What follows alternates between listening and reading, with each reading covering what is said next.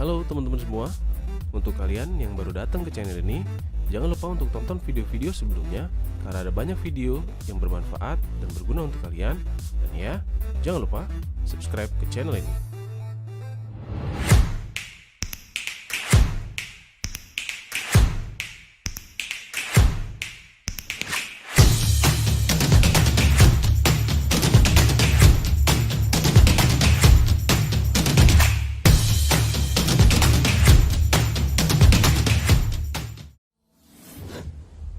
Absolute quality, absolute price.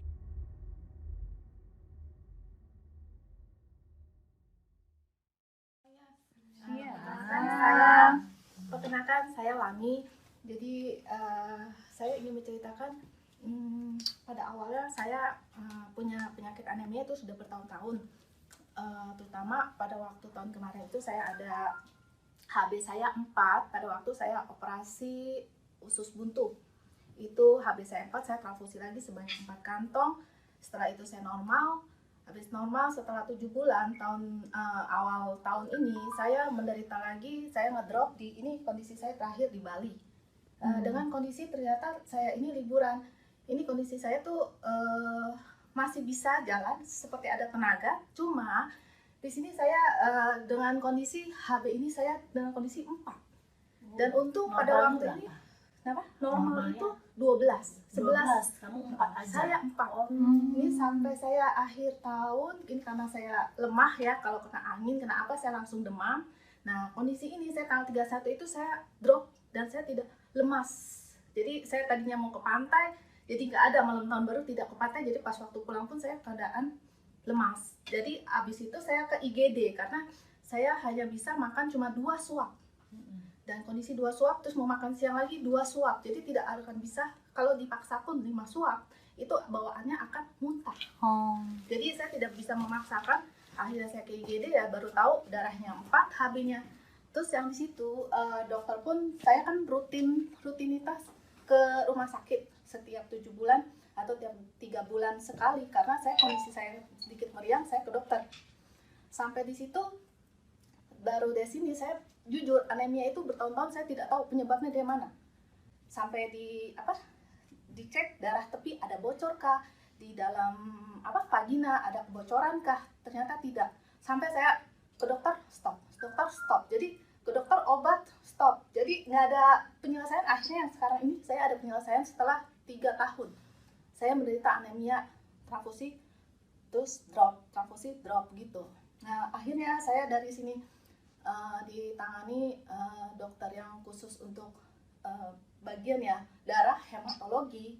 Akhirnya saya dilakukan BMP karena pada waktu Januari saya masuk IGD itu HB saya 4, leukosit saya rendah.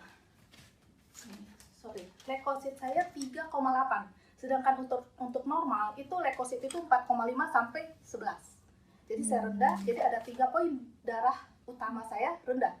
HB, leukosit, dan trombosit. Dan trombosit saya itu pada waktu itu 46.000. Sedangkan normal itu 150.000 paling bawah dan 440.000 maksimum trombosit. Nah, itu tanggal 10. Jadi saya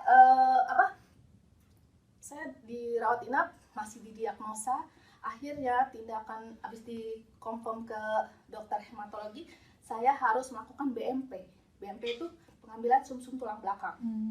Dari situ baru ketahuan berarti penyakit saya itu dari pabrik darah itu saya tidak berfungsi dengan baik.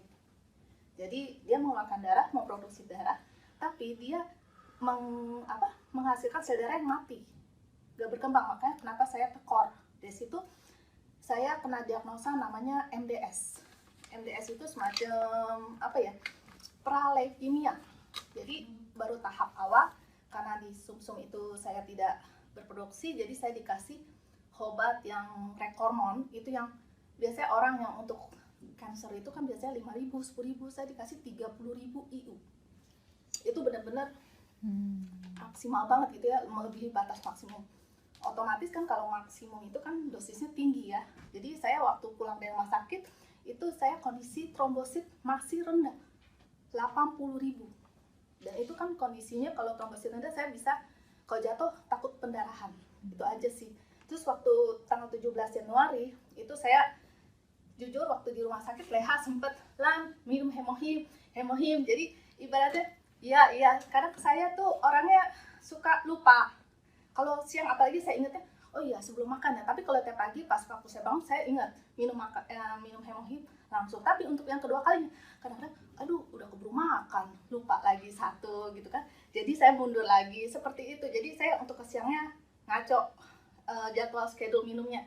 Jadi leha bantu saya inget udah ini belum, udah minum hemohim belum, ini gitu rutin ya Wan, nggak boleh enggak, karena pada waktu itu leha menawarin saya itu di bulan November ya kan, sebelum saya drop ini bulan November saya minum hemohim tapi tidak rutin, hanya satu aja saya bisa lupa, satu bolong, besok enggak, ntar seminggu lagi baru minum gitu. Tapi leha rutin nggak, udah rutin. Nah hampirnya saya drop.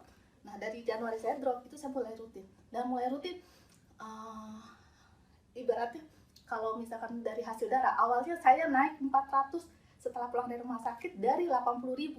Seminggu kemudian saya naik jadi 487.000. Wow. Gitu. Nah terus begitu itu mungkin satu saya ada dua kemungkinan itu dari hormon saya disuntikan sebelum pulang dari rumah sakit 30.000 IU sama hemohim saya minum. Nah itu kan antara dua itu yang bekerja kan ya saya. Jadi saya belum lepas. Minggu lagi saya ini akhirnya 250.000, masih batas normal, ya kan? Habis batas normal saya kemarin bulan 2 saya cek lagi itu masih batas normal, ambang normal 250 rata. Nah kemarin ini saya cek tapi dengan saya tidak disuntik lagi selama 1,5 bulan saya hanya cukup hemohim. Jadi waktu saya bulan 2 250.000 netral kan, stabil. Jadi pas 1,5 bulan saya nggak minum obat yang naik hormon itu, darah saya kemarin trombosit saya 283.000. Jadi itu saya berasa oh ini berarti berkat hemohim. Karena saya nggak minum obat selain yang lain tuh suntikan itu saya tidak minum. Seperti itu. Terus HB saya 12,5, leukosit saya 8. Itu kemarin sekali saya cek. Jadi dari situ saya berkesaksian bahwa saya merasakan kalau hemohim itu membantu saya dari sum-sum tulang ya. Seperti itu. Terima kasih. Kemudian atas bawah. Ini sedikit lagi ke atas.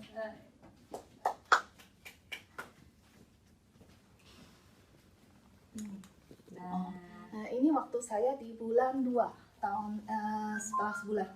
Kondisi waktu saya bulan Januari itu saya kondisi masuk dengan berat badan 34 kilo. Nah ini saya kondisi dalam 39 kilo. Jadi ini baru bulan 2 setelah sebulan. Setelah bertahap ini adalah kondisi pada waktu saya masih sakit ya. Tapi ini saya nggak ngerti stabilnya 35, 36, kemarin itu dropnya 34. Itu kapan? Ini waktu 36 ini di bulan Juni. Tahun ini Februari tahun ini. Ini Februari tahun ini setelah ada bertahap berat badan saya masih normal. Nah terus sampai sekarang saya 50.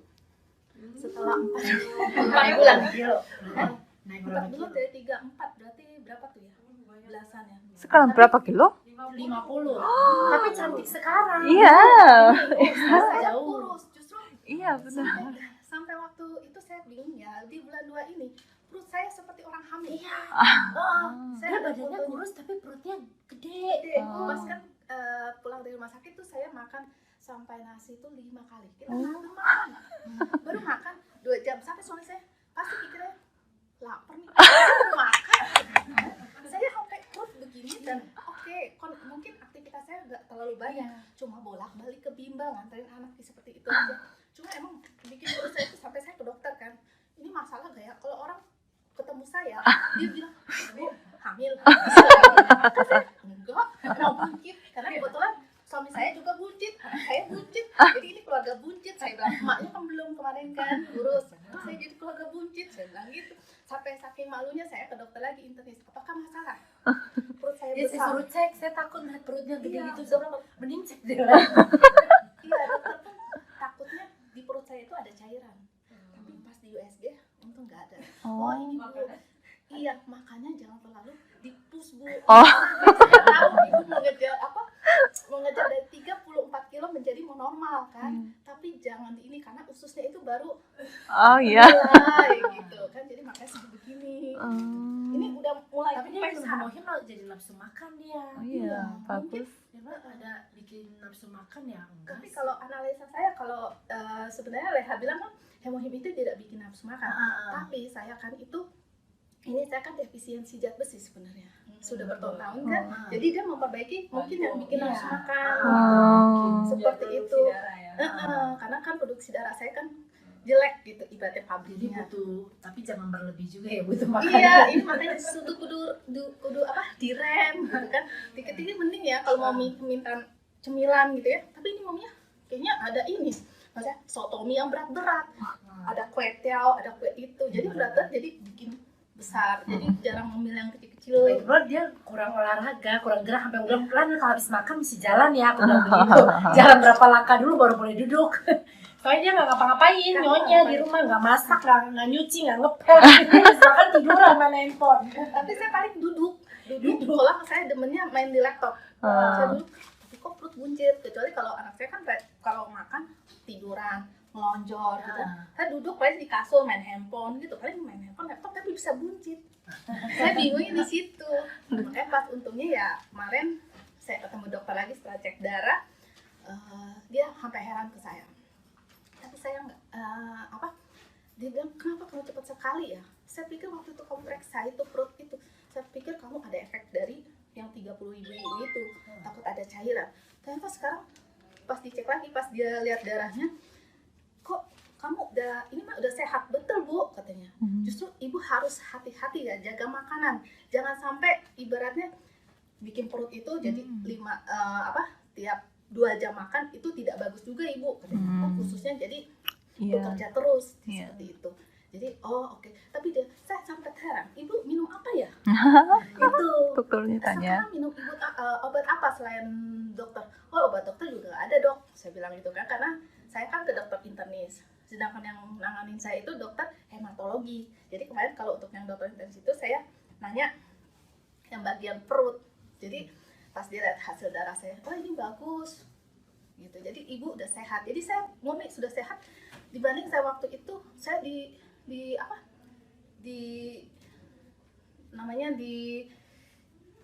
divonis kamu punya penyakit MDS. Satu, itu dari rumah sakit yang saya berobat. Dia itu dari hasil BMP saya dioper ke rumah sakit Metropolitan. Apa gitu MMC ya. Itu untuk profesor membaca itu. Dia lebih kaget lagi. Dia diagnosa penyakit saya itu Waldenstrom. Waldenstrom itu penyakit langka, tapi masalah darah. Dan itu masalahnya MDS itu juga penyakit saya yang didiagnosa rumah sakit. Itu sebenarnya yang mengalami itu harus bukan anak yang muda. Saya kan masih muda ibaratnya. Itu harus yang udah tua seharusnya penyakit itu. Karena MDS itu kan kayak ketidakmampuan sumsum tulang belakang memproduksi darah. Itu harusnya pada orang-orang tua yang sudah lanjut. Kenapa bisa sampai yang ke muda ya? Nah, gitu. Terus akhirnya mungkin itu oke lah, dia bilang mungkin ini langka ya buat saya. Buat dokter juga bingung. Kamu cepat sekali selama berapa? Januari, Februari, Maret, April. Sekarang Mei. 5 bulan. Mungkin untuk yang menjenjang yang saya takutkan itu saya dari paraleukemia kan bisa menjadi kanker. Nah, untungnya tidak. Makanya dari situ sekarang saya kurangi 1. Dari 1 ya, nggak apa-apa. Terus nggak pakai obat sama sekali dokter? Lepas? Enggak lepas. Jadi sampai ini saya ada obatnya, saya nggak minum. Sorry. Obat ini ya dokter Obat ya? ini sebenarnya obat kanker. Oh. Jadi anti kanker. Tapi ini untuk yang sementara kan, jadi untuk ini tinggi, jadi pas di searching sama suami saya, coba dites. 1,5 bulan saya bilang saya nggak minum ini, nah ini masih ada. Dan ini dokter nggak tahu kalau saya nggak minum ini, karena ini sebenarnya nggak boleh putus. Jadi dia putusin ini hemohimnya Putus ini tetap mau diminum. coba, karena sama ini saya barengin sama minum ini. Apa sih yang khasiatnya yang mana nih? Ini apa yang hemohim? Setelah 1,5 bulan itu saya harusnya ngedrop, ternyata enggak, malah dari 250 sekarang 283. Seperti itu kan yang untuk trombositnya rendah, saya terus leukositnya udah normal lagi. Itu. Bagus. Oke, terima kasih.